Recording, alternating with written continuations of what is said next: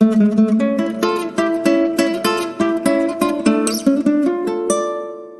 Everyone, welcome you all at the MS tutorial. Hope you all doing good. तो इस video में मैं आपको यूएसएम का एमसीक्यू करवाऊंगा और साथ ही साथ जो है थोड़ा बहुत इस टॉपिक का ओवरव्यू दूंगा थ्योरी के साथ, ठीक है। ताकि जो भी मैं यहाँ पे आंसर करूँ उसके बारे में आपको भी समझ में आए कि मैं वो कर क्यों रहा हूँ। ओके, थोड़ा बहुत आपका कंसेप्ट भी बिल्ड करूंगा। तो सबसे पहले देखते हैं कि यूएसएम होता क्या है। तो अल्ट्रासोनिक मशीनिंग, अब यहाँ पे वर्ड जो है आपका अल्ट्रासोनिक, इसी से पता चलता है कि यहाँ पे जो हम फ्रीक्वेंसी देते हैं इस टूल में, ये आपका टूल है, ये आपका वर्क पीस है एंड ये आपका एब्रेसिव्स है और यहाँ पे लिक्विड भी रहता है एब्रेसिव के साथ। और ये आपका जो इसमें मटेरियल होता है वो हार्ड एंड ब्रिटल होता है। अब जितना भी मैंने ये चीज बताया इन सब का रीजन बताऊंगा कि ऐसा होता क्यों, ठीक है। तो सबसे पहले हम टूल में जो है अल्ट्रासोनिक लेवल का जो है फ्रीक्वेंसी देते हैं। इस टूल को टू एंड फ्रो मोशन करवाते हैं with the frequency of almost जो है 10 से 50 किलो हर्ट्ज, ठीक है।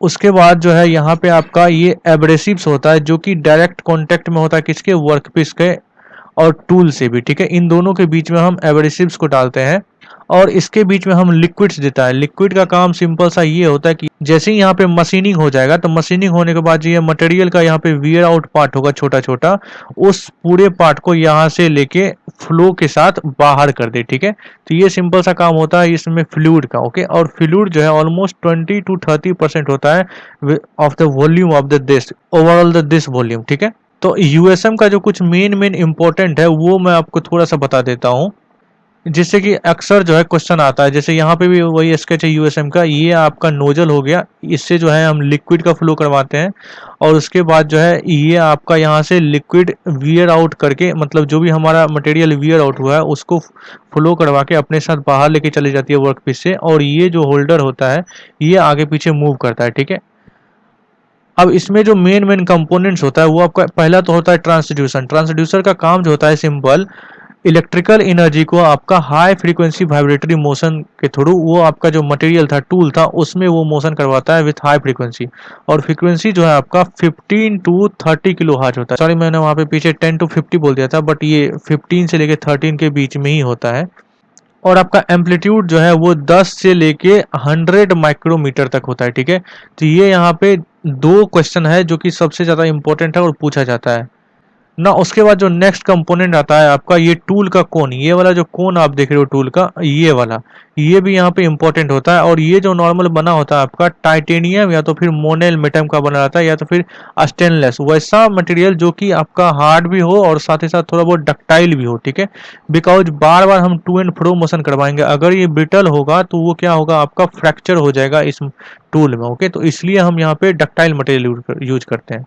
नेक्स्ट है आपका सोनोट्रोड, ये भी इंपॉर्टेंट है। सोनोट्रोड जो है टिप को बोला जाता है, इस टाइप का जो आपका शेप था, ये जो टिप है यहाँ पे अल्ट्रासोनिक यूएसएम का, इसको हम सोनोट्रोड बोलते हैं, ठीक है। और ये जो है आपका normally low carbon steel, stainless steel, यानी किसी भी डक्टाइल मटेरियल का बना होता है। नेक्स्ट आपका इंपॉर्टेंट होता है इसमें एब्रेसिव्स। जिस भी टूल के बीच में, टूल गैप के बीच में जो हम एब्रेसिव यूज करते थे, ये वाला यहाँ पे जो एब्रेसिव्स था, इस एब्रेसिव का मटेरियल होता है आपका एल्यूमिना हो सकता है, सिलिकॉन कार्बाइड हो सकता है या तो फिर बोरॉन कार्बाइड, डिपेंड करता है अकॉर्डिंग टू द यूजेज, ठीक है। एल्यूमिना जो है सबसे ज्यादा फास्ट देता है, बट ये सिर्फ और सिर्फ ग्लास और सेरामिक के लिए अच्छा होता है, ओके। और आपका बोरॉन कार्बाइड जो है वो हार्ड होता है as compare to silicon carbide, but ये एक्सपेंसिव होता है। तो अकॉर्डिंग टू द यूजेज हम जिसका रिक्वायरमेंट होता है उस टाइप के एब्रेसिव का यूज करते हैं, ठीक है। और इसमें जो है टंगस्टन कार्बाइड का भी मशीनिंग आप कर सकते हो with the help of this, इसके लिए जो है बेस्ट ये माना जाता है, ओके। और कभी कभी डायमंड डस्ट भी इसमें यूज किया जाता है फॉर द गुड एक्यूरेसी। अगर कहीं पे आपको गुड एक्यूरेसी का मशीनिंग करना है, वेरी हाई सरफेस फिनिश चाहिए, तो वहां पे आप जो है डायमंड डस्ट का भी इसमें यूज किया जाता है at the place of the abrasive.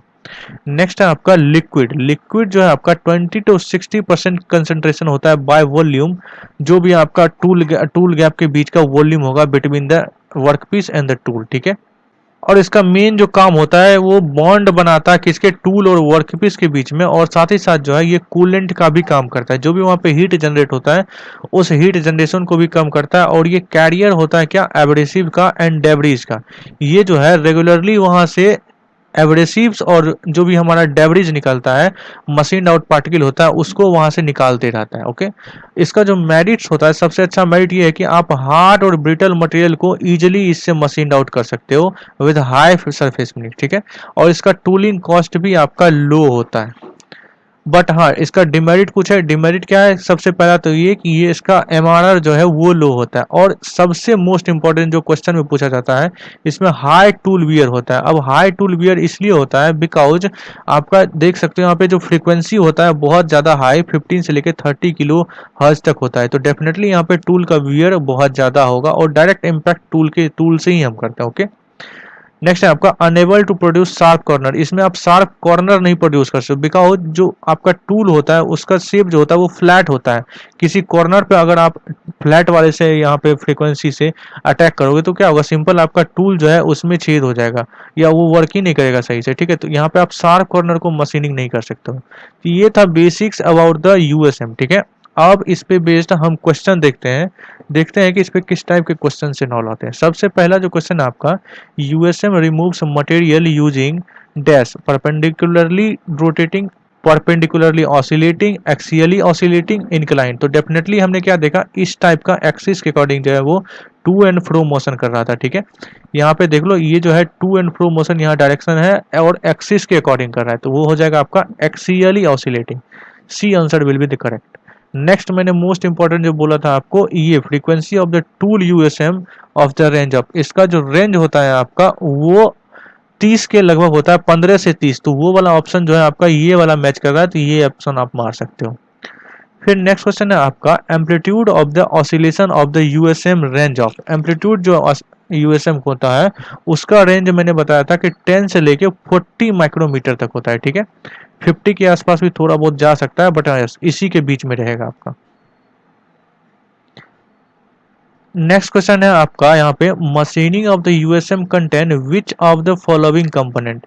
इसमें कौन सा कंपोनेंट का हमें यूज होता है?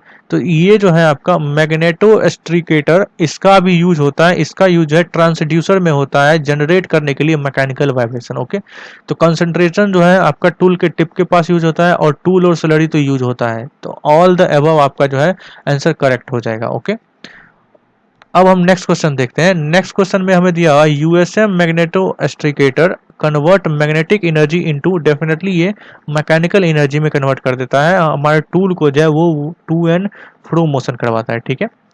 अब नेक्स्ट क्वेश्चन हम देखते हैं, by which of the following means material is removed in the USM. USM में हम कैसे मटेरियल को रिमूव करते हैं? इसका जो मैकेनिज्म होता है वो आपका मैकेनिकल एब्रेशन होता है, इरोजन भी होता है, माइक्रो चिपिंग भी होता है, और कैविटेशन भी होता है। तो यहाँ पे ऑल ऑफ द एबव हो जाएगा आपका, ठीक है। तो अब देखो, इसमें 4 क्वेश्चन है, हो सकता है आपका ये तीनों ऑप्शन ना देके सिर्फ ये एक ऑप्शन दे दे, हो सकता है ये तीनों ऑप्शन ना देके सिर्फ ये ऑप्शन दे दे। ओके, तो क्वेश्चन इसी तरह से फ्रेम हो सकता है, बस आपको समझना है, ठीक है। नेक्स्ट क्वेश्चन है, rate of the material removal depends on which of the following feature.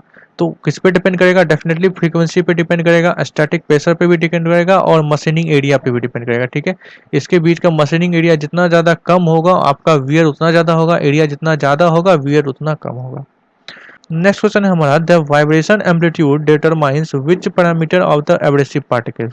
तो वाइब्रेशन का एम्पलीट्यूड है वो एब्रेसिव पार्टिकल का कौन सा पैरामीटर को डिसाइड करता है? तो वो आपका जो फोर्स होगा, ठीक है। जैसे ही हम टूल से टू एंड फ्रो मोशन करवाएंगे वो इम्पैक्ट करेगा किस पे? वो आपके एब्रेसिव पे करेगा, और एब्रेसिव जो है फोर्स लगेगा आपका किस पे? आपके टूल पे लगाएगा, ठीक है। तो वो हो जाएगा यहाँ पे फोर्स। नेक्स्ट क्वेश्चन है यहाँ पे 32 में, amplitude of the oscillation range between the which of the following values. तो एम्पलीट्यूड जो होता है वो आपका 0.04 से लेके 0.08 के बीच में होता है, ये आप याद रख लेना, ठीक है। फिर नेक्स्ट इंपॉर्टेंट क्वेश्चन है, the vibration frequency increases what happens the MRR. जैसे जैसे हम फ्रीक्वेंसी बढ़ाएंगे तो ये उसका इम्पैक्ट जो है एमआरआर पे क्या होगा? तो ये मोस्ट इंपॉर्टेंट क्वेश्चन है, ये डेफिनेटली आ सकता है। पहले इंक्रीज करता है और फिर वो डिक्रीज करता है। ओके, अब हम नेक्स्ट क्वेश्चन देखते हैं, as the tool area increases. जैसे जैसे टूल एरिया हम इंक्रीज करेंगे, मैंने क्या बताया, जितना ज़्यादा एरिया होगा आपका इम्पैक्ट का जो प्रेशर होगा, जो फोर्स होगा वो उतना ही कम होगा, तो वो डिक्रीज हो जाएगा आपका एमआरआर, ठीक है। ये ओवरऑल आपका इंपॉर्टेंट क्वेश्चन था यूएसएम पे। होप सो ये वीडियो आपको पसंद आया होगा। If you like it then please like, share and subscribe our channel. और कोई भी डाउट है आपको रिगार्डिंग इट, देन आप कमेंट करें, I will try to solve out. Thank you so much and good luck.